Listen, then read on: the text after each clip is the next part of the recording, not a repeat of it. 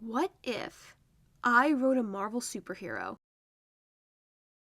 When we last left our intrepid heroes, it was the previous episode, which you should really just watch. But since you're clearly still here, the gist of it is, American girl, orphaned during the Battle of New York, adopted by eccentric Tokyo couple, the dad's a crazed scientist, the girl gets superpowers from one of his old projects, and just before he can turn her into a lab rat, she runs away with her best friend, Yoshi. So what happens next? Anna and Yoshi figure that an airport would be too public and too guarded and too crazy to even think about stowing away on a plane, so they instead catch a ride on a cargo ship. They don't know exactly where it's going, just that it's going east. Meanwhile, back in Tokyo, Mr. Tanaka is fuming that his ticket to success just got away with all the remaining experimental serum. He goes straight to some old government friends of his, who are all too eager to reap the rewards of a successful super soldier serum, and so they agree to help track Anna Tanaka down. Meanwhile, at that same moment, Anna and Yoshi quietly sail away, looking forward to their new lives abroad. But after a day or so of travel, Yoshi finds out about the super serum, how it was the cause of Anna's powers, and how she constantly needs to intake more of it to keep those powers. He tentatively suggests that maybe she slow down and try to put less strange chemicals into her body, to which she agrees, but the following night, she begins to have massive withdrawals. For a while, Yoshi hopes that it will pass, and that eventually she'll go back to normal, but it only gets worse. Their one option is to give Anna more serum. Despite the allure of having superpowers of his own, Yoshi decides that it would be safer for both of them if he didn't use any of the serum on himself. Over a week later, as they're drawing closer to land, the crew of the cargo ship finally discovers the stowaways, and Anna has to get them both to safety. But they quickly realize that they are not in the old US of A, but next door, Mexico. Specifically, Port Manzanillo. You know what, I actually never looked up how to pronounce that. 1 second. Okay, I'm back from Google. It is Manzanillo. I lost my place in the script. Where are we? Oh, hello, I found it. Specifically, Port Manzanillo. Blending in would pose quite the challenge, especially now that the crew of the cargo ship have filed a report about 2 young runaways. But for the moment, Anna and Yoshi are taking in the beautiful sights of tropical Mexico. Okay, gotta level with you all. This is the part of the story I didn't really flesh out, so unfortunately, we're just gonna gloss over a few things. Here we go!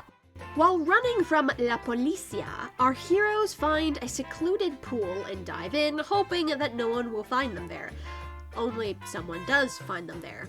And that someone is Amador de Leon. This is actually his pool. And his backyard. So what on earth are 2 dirty foreign kids doing in it? Long story short, he quickly finds out about Anna's powers, is wowed by them, saying that she's just like one of Los Avengers, and agrees to help them get to America. But only on one condition. They let him join their group as the first Mexican superhero known as...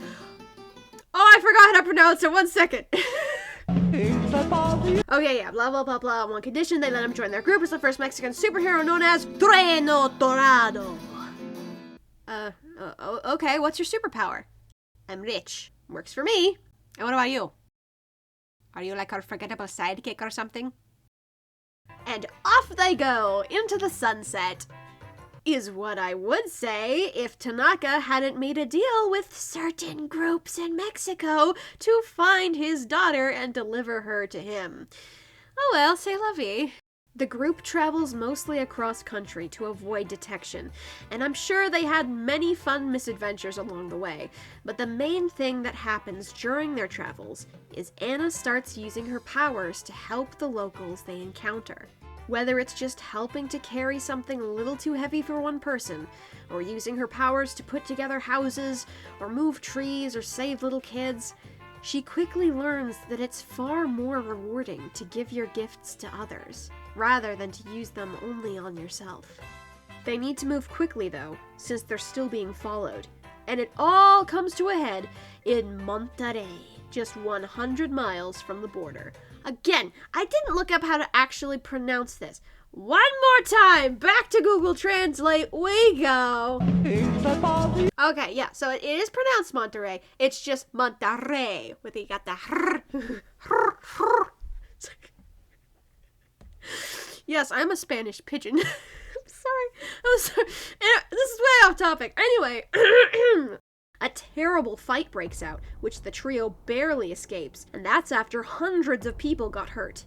Anna realizes that as long as she has her superpowers, which will probably be forever, her father will never stop coming after her, which will put both Yoshi and Amador and everyone else around her in danger.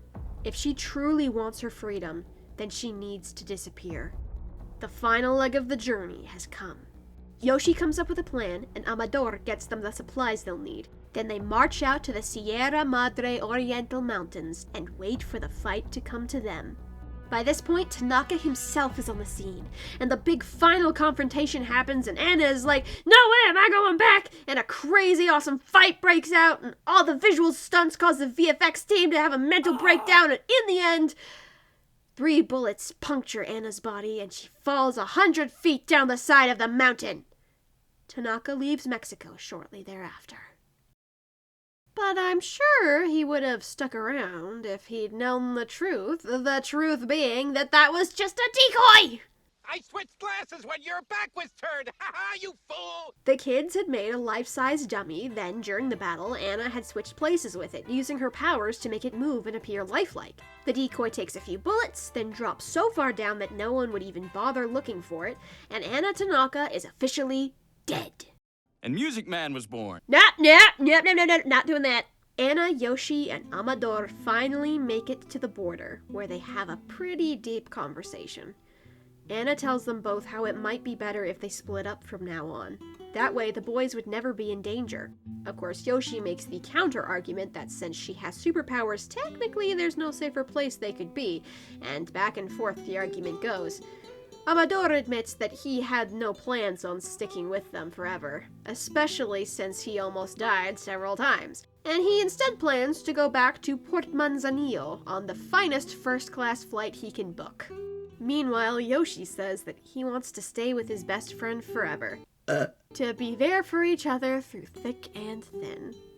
And that's when the SHIELD helicarrier flies overhead. Whoa.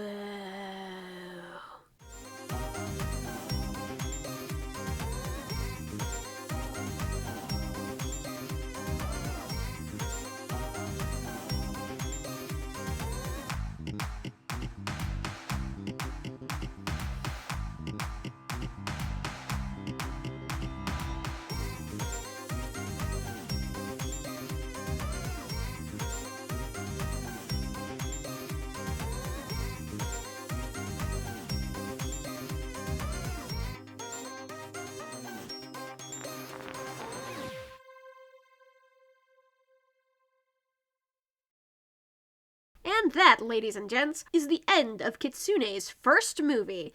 Of course there's more story to explore, but for now, let's just enjoy the after credits scene, shall we? Welcome to SHIELD. Hope you survived the experience. To be continued.